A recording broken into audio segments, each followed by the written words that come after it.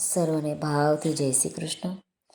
આપણે સાંભળી રહ્યા છે લેખક સિદ્ધયોગી શ્રી વિભાકર રતિલાલ પંડ્યા લિખિત ગીતાનો કર્મયોગ, જ્ઞાનયોગ અને ભક્તિયોગ એ પુસ્તકમાંથી ગઈકાલે જ્યાંથી આપણે અલ્પવિરામ કર્યું હતું ત્યાંથી આપણે આગળ ચાલીએ. તો આ જ રીતે અર્જુન પણ ઉત્તમોત્તમનો આગ્રહી છે. તે ભગવાનને એક જ કહે છે કે તમો મને શા માટે કર્મનો ઉપદેશ કરો છો અને કર્મ કર કહ્યા કરો છો. સીધો જ જ્ઞાનયોગનો ઉપદેશ આપો ને.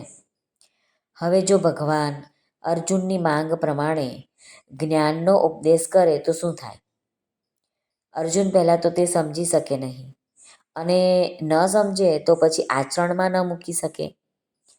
આપણી ગુરુ શિષ્યની પરંપરા વૈદિક કાળથી ચાલી આવે છે. ગુરુ શિષ્યને થિયરી અને પ્રેક્ટિકલ સમજાવે. સામે બેસીને આ અભ્યાસ થાય છે અને ત્યારબાદ તેનું શિષ્ય મનન કરે છે. અને મનન કર્યા પછી કોઈ શંકા કે કુશંકા ઉત્પન્ન થાય તો સીધો જ ગુરુને સવાલ પૂછે છે. નહીં કે આડા પુસ્તકો ફેંદવા માંડે અને પોતાનો કિંમતી સમય બગાડે. એટલે પૂર્વની સંસ્કૃતિ અને પશ્ચિમની સંસ્કૃતિમાં એટલો ફેર છે. પશ્ચિમમાં જેણે ખૂબ વાંચેલ હોય, એટલે કે ગુરુ મુખેથી સાંભળેલ ન હોય, તેને માટે શબ્દ છે વેલ લર્નેડ, એટલે કે જેણે 2-4 લાઇબ્રેરી પોતાના મગજમાં ખાલી કરી છે.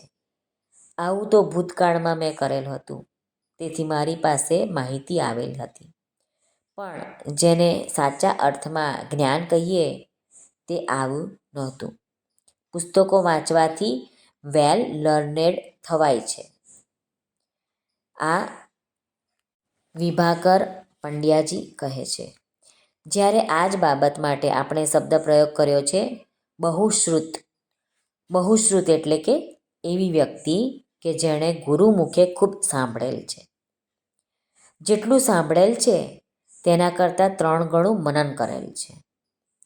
અને મનન જ્યારે સાચા અર્થમાં થાય ત્યારે શિષ્યનું પોતાના ગુરુ પ્રત્યે માન વધી જાય છે. શ્રદ્ધાનો ઉદય થાય છે અને ઓટોમેટિકલી ગુરુ ભક્તિ શરૂ થાય છે. અને જે મનન કરેલ છે તે મનન પછી સાચી સમજણ આવે છે. ભગવાન બુદ્ધે આને સમ્યક જ્ઞાન કહ્યું છે. અને ત્યારે સાચા મનન પછી ગુરુજીને સહજ રીતે નમન થઈ જાય છે. એટલે કે મનન માનો કે એક ન આગળ ચાલ્યો જાય છે ને મનનમાંથી નમન થઈ જાય છે. એટલે કે ત્યારે જ સાચા શિષ્યના જન્મ સાથે જ સાચા ગુરુનો જન્મ થાય છે. એટલે કે યુવાન બાપ ક્યારે બને? જ્યારે તેને ત્યાં પુત્રનો જન્મ થાય ત્યારે તે જ ક્ષણે યુવાન બાપ બને છે. પુત્રના જન્મ સાથે બાપનો જન્મ થાય છે. જન્મ વગર યુવાન બાપ બની શકતો નથી. એમ આપણી પરંપરા પ્રમાણે જ્યારે 1 કલાકના શ્રવણ પછી શિષ્ય 3 કલાક મનન કરે ને વાત બરાબર મગજમાં બેસે ત્યારે મનનમાંનો છેલ્લો ન આગળ આવી જાય છે અને સહજપણે શિષ્યના શરીરનો ઊંચામાં ઊંચો ભાગ એટલે કે મસ્તક અને ગુરુના શરીરનો નીચામાં નીચો ભાગ એટલે કે ચરણ પર શિષ્યનું મસ્તક અડે છે ને સહજ રીતે નમન થઈ જાય છે. બળજબરીથી નમન કરાવાતું નથી. અને જ્યારે આમ સહજ રીતે નમન થઈ જાય છે પછી શિષ્યના હૃદયમાંથી ગુરુ પ્રત્યે પ્રેમની સરવાણી ફૂટે છે અને તે બને છે ગુરુ ભક્તિ.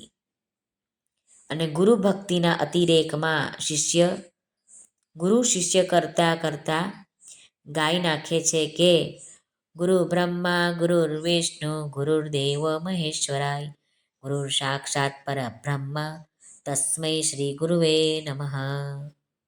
શ્રી કૃષ્ણ ભગવાન અને અર્જુન બાળસખા હતા અને નાનપણથી નાના મોટા સાથે થયેલા હતા.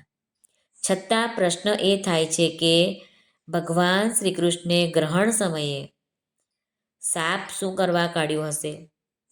ભગવાને અર્જુનને વડલાના છાંયે બેસીને જ્ઞાન આપેલ હોત તો શું વાંધો હતો કે કુરુક્ષેત્રના મેદાનમાં બે સેનાની મધ્યમાં આપવો પડ્યો?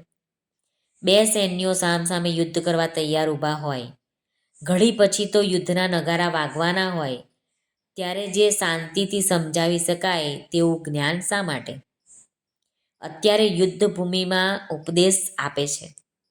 આવા નાટકીય વેળા કરવાની કાંઈ જરૂર હતી? નાટકીય વેળા એટલા માટે કે લોકોનો સ્વભાવ છે કે જે વાત વાર્તા રૂપે, કવિતા રૂપે, નાટક રૂપે રજૂ કરવામાં આવે તે તરત જ સહજ રીતે યાદ રહી જાય છે. અને ગીતાને આધ્યાત્મિક સાયન્સે સવારનો સૂર્ય કહ્યો છે, જે કુમળો હોય અને બધા જ સમજી શકે તેમ હોય છે. જ્યારે ઉપનિષદ વગેરે બપોરનો ધોમ ધકતો તડકો છે, જેમાં ખૂણે ખાંચરે પણ અજ્ઞાનરૂપી અંધકાર ટકી ન શકે. આમ ગીતા સમજવી સરળ છે અને દરેક ધર્મ કે સંપ્રદાય તેના શ્લોકમાંથી પોતાને અનુકૂળ હોય તેવો અર્થ કાઢે છે. આમ એક જ શ્લોકના 1000 અર્થ મળે છે. તેથી ગીતા પર દરેક યુગે અને વિદ્વાન માણસોએ પોતાની ટીકા લખી છે અને ભવિષ્યમાં પણ લખાશે. પરંતુ અષ્ટાવક્ર ગીતામાંથી આ દ્વિઅર્થ કાઢી શકાય નહીં. બીજી વાત ભગવાને એ સમજાવી કે જ્યારે જે વિષયનો સાધકનો અધિકાર થાય ત્યારે તે વિષયની ચર્ચા કરવી. એટલે કે તેને તરસ લાગી હોય તો તેને પાણી આપો, તો સામેવાળી વ્યક્તિની તરસ છીપે અને તેના અંતઃકરણના આશીર્વાદ મળે. જ્યારે તેને પાણીની તરસ ન લાગી હોય અને તમે પરાણે પાણી આપો તો તે પાણીને ઢોળી નાખે છે. એને પાણીની શું કિંમત તે સમજાય નહીં. રણમાં પાણીના એક ગ્લાસથી વ્યક્તિની જિંદગી બચી જાય છે. એટલે કે ટૂંકમાં ભેંસ આગળ ભાગવત ન કરવું. કારણ ભેંસ આગળ ભાગવત કરવાથી ભેંસ હા હકારમાં ડોકું હલાવે અથવા નકારમાં ડોકું હલાવે છે, પણ સમજતી કંઈ નથી. તેમ જેની અંદર સાચી તરસ ન લાગી હોય અને તમે તેને જ્ઞાન આપવા જાઓ તો તેની કિંમત કંઈ નથી. અરે સાચી સલાહ તેને લાભકર હોય ને તો પણ તમારી વાત એ ન માને. બસ આજે આપણે આટલું જ અહીં આપણે અલ્પવિરામ મૂકીએ. બીજી આગળની વાત જે ગીતાનો કર્મયોગ છે તે આવતીકાલે લઈશું.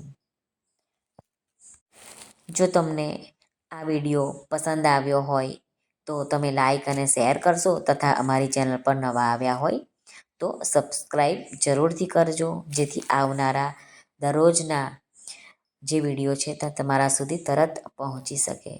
આપ સર્વેનો ખૂબ ખૂબ ધન્યવાદ. સર્વને ભાવથી જય શ્રી કૃષ્ણ. રાધે રાધે.